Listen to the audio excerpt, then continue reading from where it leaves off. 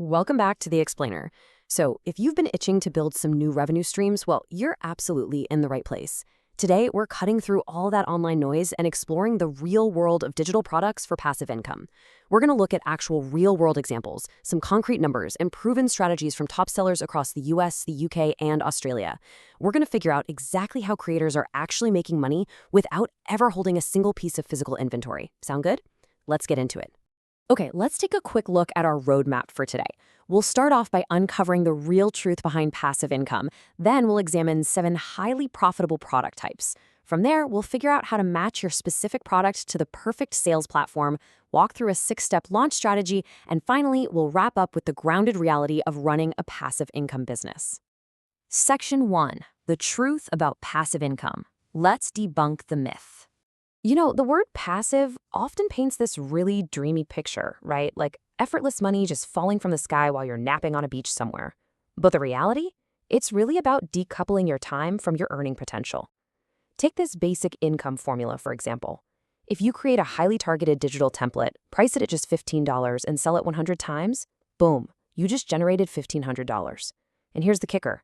You didn't pay for 100 shipping boxes, you didn't lick 100 stamps, you just sold the exact same digital file 100 times. That simple, incredibly scalable math is exactly why this business model is so incredibly attractive. But to actually make that math work in the real world, your asset needs to hit 4 distinct characteristics. First up, it absolutely must solve a specific, recurring problem. Second, it has to deliver automatically, literally the second the buyer clicks purchase. Third, and honestly, this is a trap so many people fall into, 0 per customer customization. Seriously, the second you tweak a file for a specific buyer, you haven't made passive income, you've just accidentally created a freelance job for yourself. And finally, it needs to stay useful for months or even years. If your product is missing even one of these, it's just not truly passive. Moving on to Section 2. 7 profitable product types. Let's look at real examples that actually work. So, what kind of products actually fit those strict criteria we just talked about? Well, category number 1, printable planners and templates. Printables are widely considered to be, hands down, the absolute best entry point for new digital sellers. And why is that? Because there is literally 0 manufacturing involved. Think about it.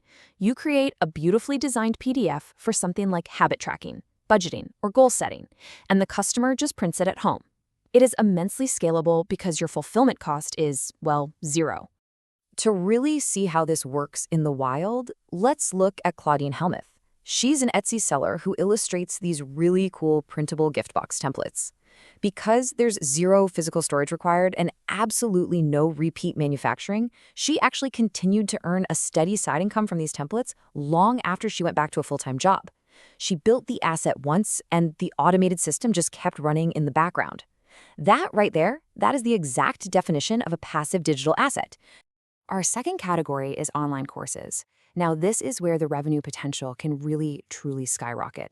By packaging up your own expertise into pre-recorded video modules and downloadable worksheets, you're creating this really comprehensive learning experience.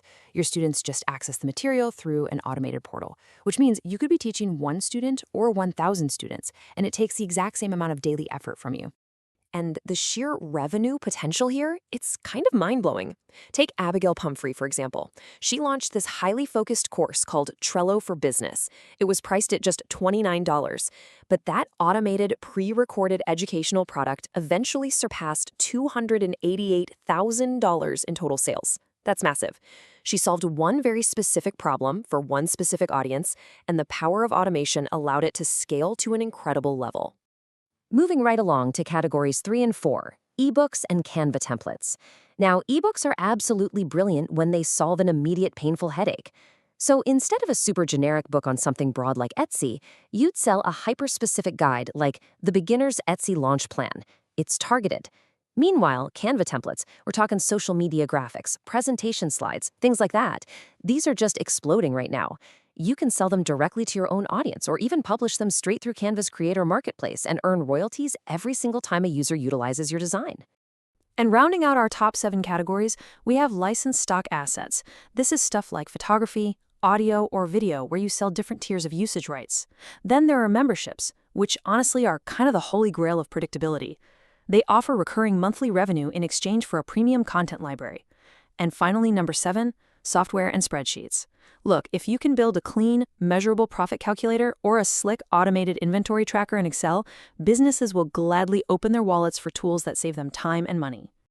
All right, section 3, choosing your sales platform. Let's match those products to buyers. Here's the thing, having an amazing product is only half the battle. Put the right product in the wrong store and it's just not going to sell. What's super fascinating here is how we can actually map specific products directly to buyer habits. For instance, if you're selling printables and you don't have your own audience built up yet, Etsy is going to be your absolute best friend because it already has a massive built-in search engine for discovery. On the flip side, if you're selling a structured course, you need a platform like Teachable to really handle that student experience. For direct selling of templates where you actually want to own your customer email list, Gumroad or Shopify are ideal. And for that royalty distribution we mentioned, you go straight to Canva Creators. Aligning your product with the platform's core strength is just a massive, massive key to your success. Section 4. The 6-step launch strategy. Let's move from theory to actual revenue. Okay, so we know what to sell and we know where to sell it. But how do we actually execute? Well, it all starts right here with step 1. To put it simply, a bad niche is a generic planner. If you do that, you're going to be competing against literally millions of other listings. A good niche, though, a content planner for Etsy sellers. Because when an Etsy seller scrolls past that, they don't just think, oh, look, another planner. They think, wow, no way, this was made exactly for me. Specificity is the absolute engine that drives conversions in a crowded market. Let's pull back and look at the full strategy to see how this builds into a complete funnel. Once you've chosen that ultra-narrow problem, step 2 is validating demand. You've got to check search trends and competitor reviews before you start building. Step 3, create just one focused product to start. Seriously, don't try to build a massive bundle right out of the gate. Step 4 is crucial, hooking up that automatic delivery system so the passive part actually works. Step 5 is building a content funnel, maybe using Pinterest pins or a blog post just to drive targeted traffic directly to your product. And finally, step 6 is analyzing your metrics, looking at your conversion rates and refund rates so you can improve the product based on actual buyer behavior. Section 5, the reality of passive. Let's look at some honest caveats before we wrap up. We've covered a ton of ground today, but it is super important that we stay grounded in reality. A digital asset is not some magic set-it-and-forget-it trick. We found that maintaining a thriving digital business definitely still requires active management. Think about it. If you sell a software tutorial and the software drops a massive update, you have to update your course. You are absolutely going to have to respond to buyer questions, manage the occasional refund request, and stay incredibly vigilant about changing platform rules, like Etsy's recent mandates on AI disclosures, for instance. Originality and playing by the platform's rules are just completely non-negotiable for your long-term survival. Well, there you have it. We've broken down the math, the product types, the platforms, and the actual reality of the day-to-day. The entire blueprint is right in front of you. But here is the real question to walk away with today. What specific, narrow problem can you solve right now for one single audience on one specific platform? Don't try to conquer the whole internet on day one. Just pick one problem, build one solution, and get started. Thanks so much for exploring this with me on This Explainer. I'll see you next time as we continue to break down the strategies that actually work.